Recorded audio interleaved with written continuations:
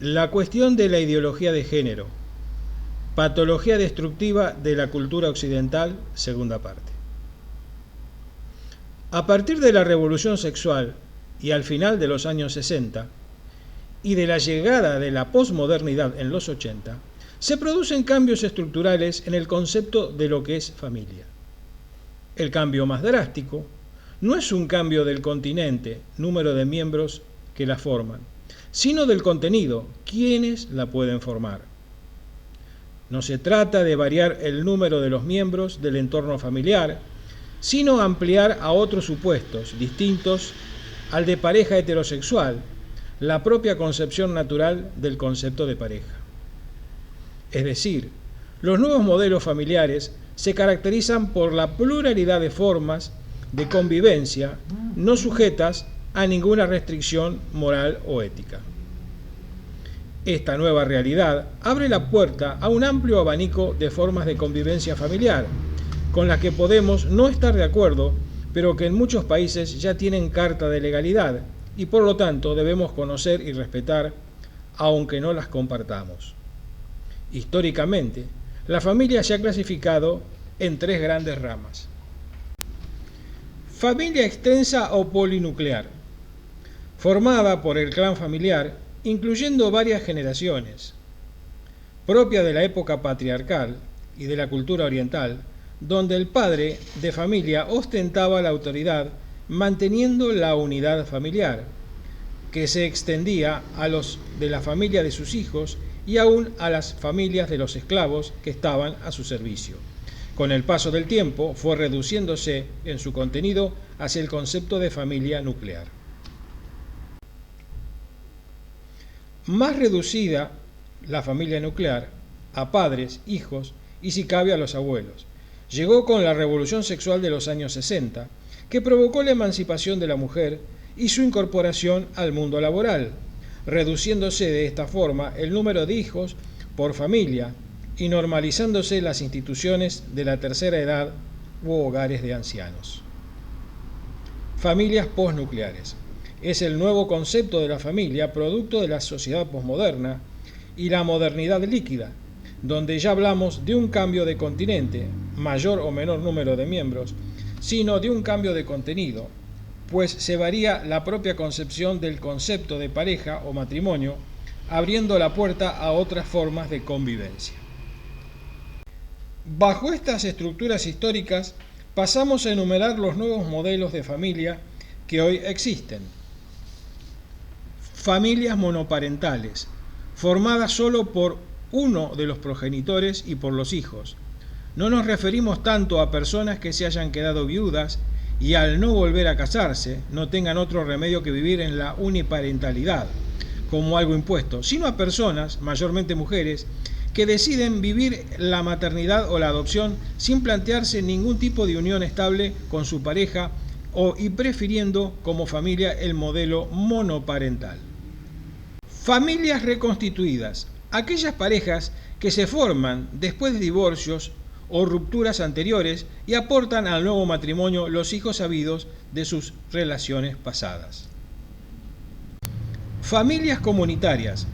Se trata de familias formadas por jóvenes que, desarraigados de su hogar o familia origen, se emancipan y viven agrupados formando comunidades o tribus urbanas.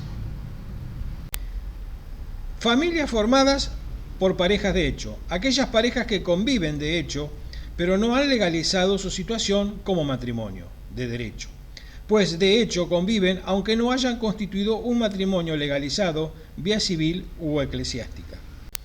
Familias genéticas, familias formadas por la manipulación genética.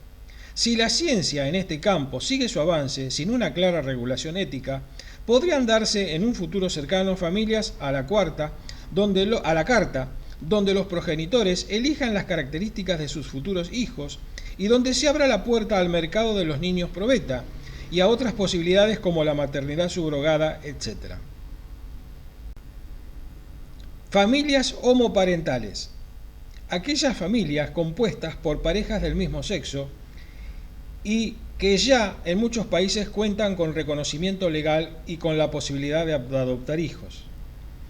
Dentro de la absoluta permisividad y la falta de límites de nuestra cultura de la modernidad líquida, nos vemos obligados a mencionar uniones extremas que están consiguiendo reconocimiento para ser aceptadas como nuevas formas de matrimonio. Nos referimos a personas que se han casado con objetos inanimados, casas, piedras, automóviles, etc. Personas que se han casado con animales en lo que ya se denomina la ley de zoofilia igualitaria o el concepto de polimatrimonio, donde 3 o más personas se casan. La poligamia se ha extendido solo de manera territorial y nunca ha sido practicada por más que una pequeña minoría. Incluso en los lugares en que ha sido aceptada por la costumbre o el derecho civil, la inmensa mayoría de la población es monógama. Las razones son obvias. No hay suficientes mujeres para que cada hombre tenga varias esposas, ni la mayoría de los hombres están en capacidad de mantener más de una. Por ello, los matrimonios polígamos se dan mayormente entre los reyes, jefes, los poderosos y los ricos de la comunidad, pero parece que normalmente se da bajo la forma de bigamia. El matrimonio como acto creacional. Por todo lo mencionado hasta ahora, donde se mezclan aspectos éticos y teológicos con los usos y costumbres de cada época, reforzamos la idea de que el matrimonio no es un asunto cultural, sino creacional. El matrimonio no fue diseñado ni ideado por ninguna civilización o cultura como el medio para regular y organizar la sociedad. Tampoco es ninguna institución humana que necesite ser cambiada o actualizada conforme a las necesidades o tendencias de cada nueva generación. El matrimonio, al no ser producto de la cultura ni de la sociedad, es un asunto creacional y no cultural, que ha de ser visto como una institución que nace antes de la historia y se da en el contexto de la propia creación, dentro de lo que en teología se llama el estado de gracia. El estado de gracia es el periodo comprendido entre la creación y la irrupción del pecado. En Génesis 3, cuando el hombre y la mujer vivían una existencia de plena armonía entre ellos y con Dios, sin la coexistencia de las consecuencias posteriores del pecado, muerte, dolor, conflictos. En ese estado de perfección, Dios funda 2 instituciones troncales que pretendían ser la base de toda la civilización posterior: la institución del día del reposo y la institución del matrimonio. Mediante la institución del día del reposo, Dios se aseguraba la permanencia del culto debido a su persona, y mediante la institución del matrimonio, Dios se aseguraba la permanencia de la humanidad y el cumplimiento del mandato cultural, dado en Génesis 1.28. Fructificad y multiplicaos, y llenad la tierra y administradla. Por tanto, el matrimonio es una institución troncal y fundacional establecida por Dios para regular las bases sobre las que se debía asentar toda civilización posterior.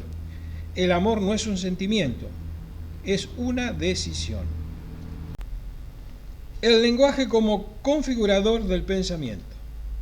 La expresión lingüística sirve de vehículo para transmitir algo más profundo que ella misma, algo que existe con anterioridad al lenguaje y le da sentido al mismo.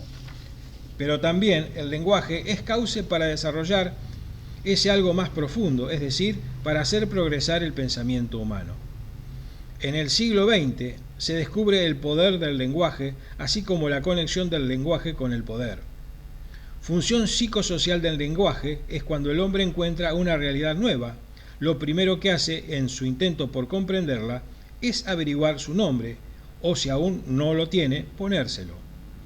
El ser humano aparece así como un ser inseparable de las palabras, que le auxilian en la tarea del conocimiento y por medio de las cuales se da a conocer él mismo. La circularidad que percibimos en la relación entre la realidad y los signos lingüísticos que la representan es especialmente notoria en los sistemas ideológicos. Como vamos a comprobar, esa misma experiencia es válida para las distintas corrientes teológicas, que también suelen identificarse como registros lingüísticos específicos. Fue el filósofo francés Jacques Derrida quien inició en la práctica el método deconstructivo, una estrategia de interpretación de textos que pone en relación la filosofía y la lingüística. Al hablar de valor filosófico y social del lenguaje, Derrida defendió la relatividad de los significados, así como su vulnerabilidad al paso del tiempo. Tradicionalmente, el lenguaje había sido considerado capaz de comunicar ideas y mantenerlas intactas. Frente a esto, Derrida sostuvo que el lenguaje está en permanente cambio y que ese cambio arrastra consigo las ideas. Invitó a la rebeldía frente al lenguaje, romper sus ataduras por medio de la deconstrucción de cada texto. Una de las principales estrategias deconstructivas consiste en detectar los binomios más típicos del pensamiento occidental, tales como hablar, escribir, masculino, femenino, realidad, apariencia, etc.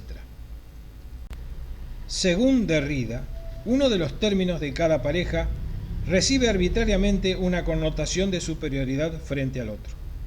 La deconstrucción tiene lugar al invertir, también de modo arbitrario, el orden establecido. Es un método, por tanto, que solo puede ser asumido desde el relativismo intelectual. La cuestión de la ideología de género.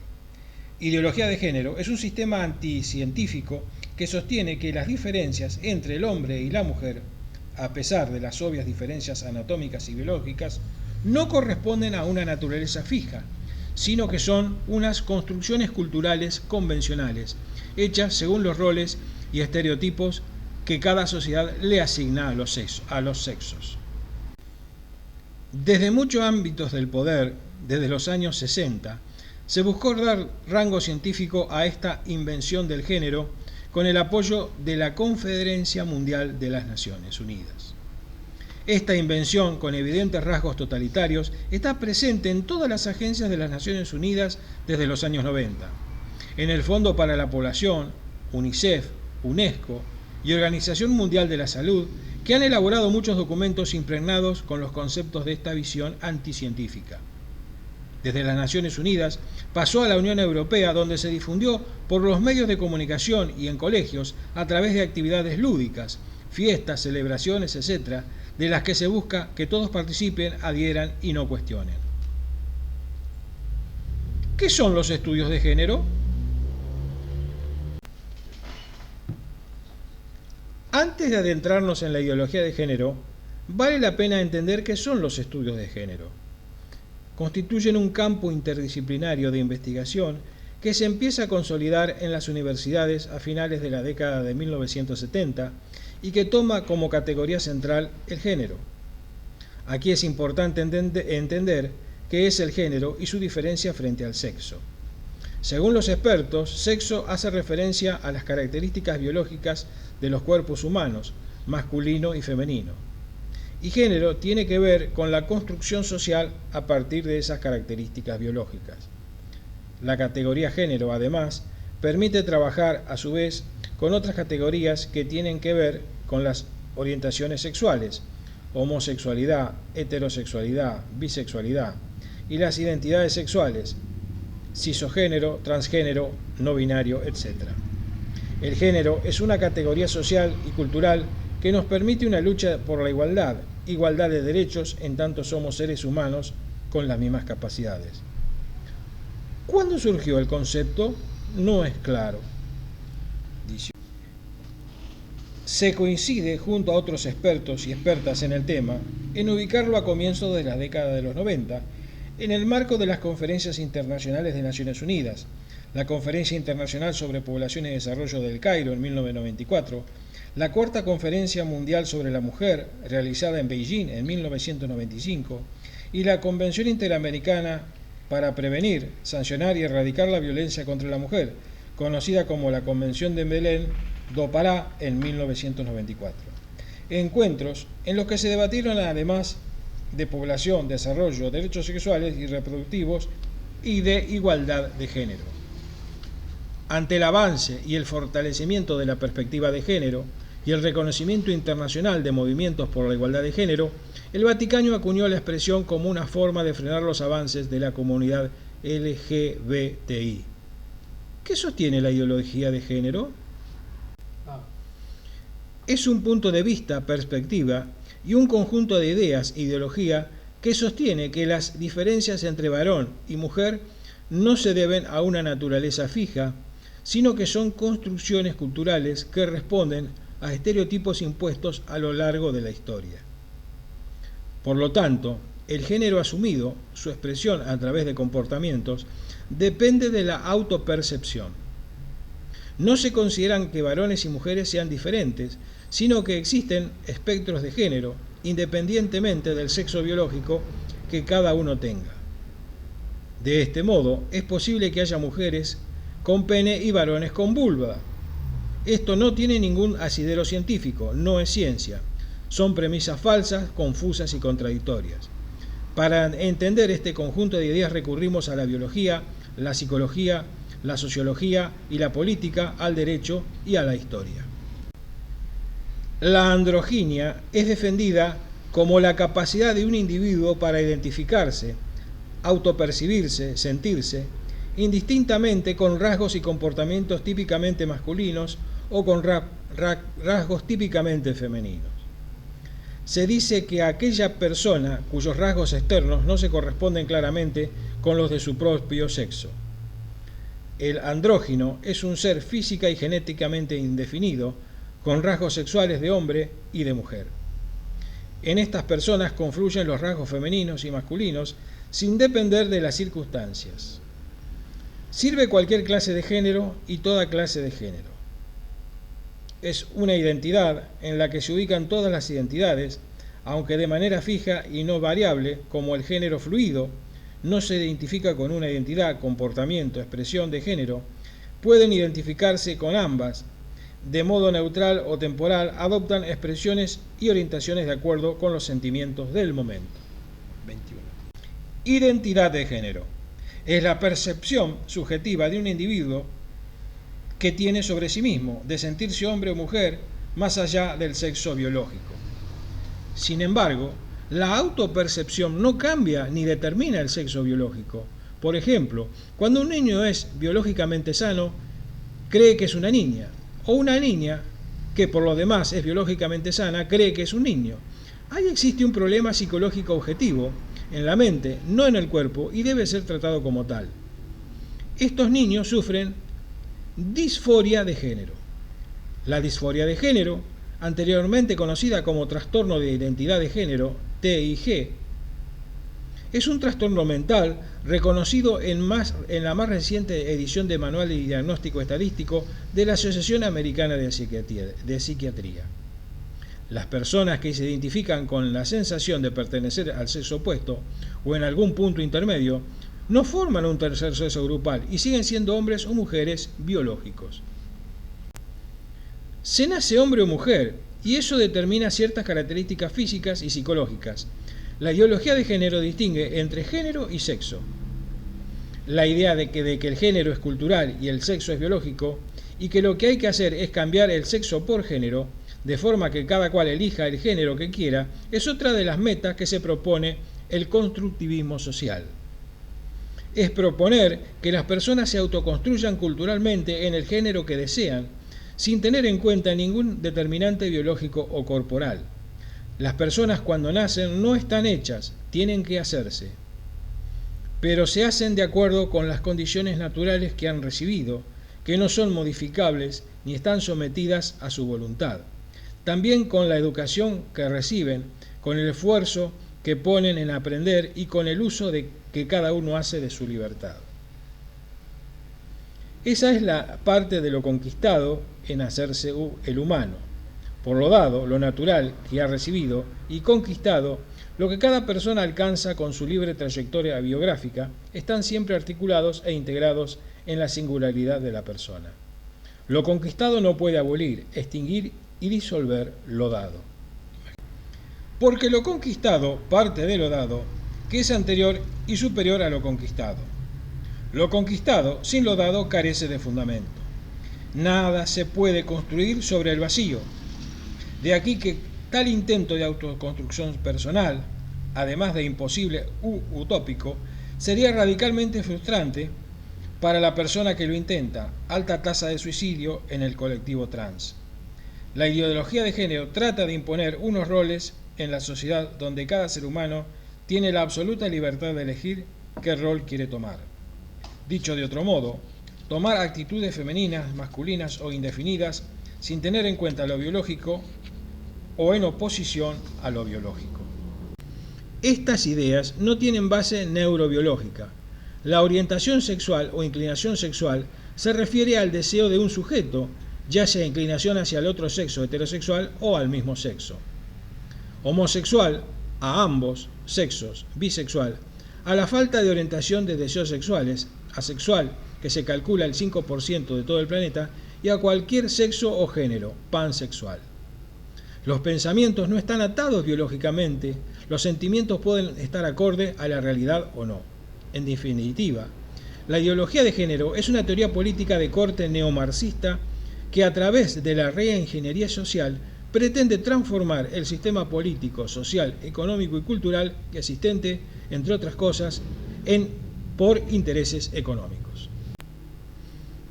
En la mayoría de los países se ha luchado contra las ideas anarquistas y el modelo económico marxista, sobre todo en el siglo XX. Sin embargo, hoy, y desde una estrategia sutil y fríamente calculada, el marxismo cultural ha invadido a todos los aspectos de las sociedades democráticas actuales. Observamos cómo la estrategia se redefine y se reinventa a lo largo de la historia. Del obsoleto comunismo del siglo XIX se pasa al marxismo cultural del siglo XX y de ahí evoluciona a la ideología de género del siglo XXI, que defiende que las diferencias entre el hombre y la mujer, a pesar de la obviedad anatómica y biológica, no corresponden a una naturaleza fija, sino que son construcciones culturales y convencionales que responden a roles y estereotipos que a lo largo de la historia la sociedad ha ido creando. También se describe como conjunto de ideas anticientíficas que con propósitos políticos autoritarios desarraigan a la sexualidad humana de su naturaleza y explican monopólicamente por la cultura. Como una teoría que niega a la naturaleza y se opone al sentido común, la manera de llevarla adelante es restringiendo la libertad, una ideología totalitaria. No promueve la igualdad de todos los ciudadanos ante la ley, sino que privilegia a ciertos sectores. Esta ideología se sostiene con distintos postulados: feminismo radical, igualitarismo, anticristianismo y homosexualismo, relativismo ético y hedonismo.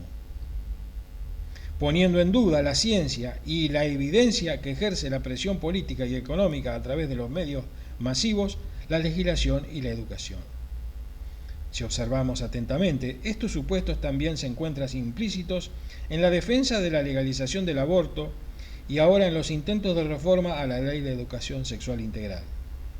Se persigue un ideal de sociedad opuesto a lo ya logrado, no con vistas a mejorar los errores, sino a terminar con los modelos conocidos. Se presenta un programa político de acción social invasiva para conseguirlo. Imagen 25.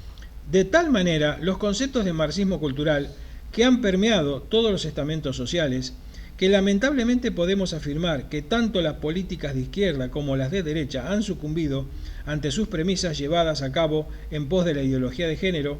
Para conseguirlo no ha sido necesaria una revolución violenta con desórdenes sociales como antaño.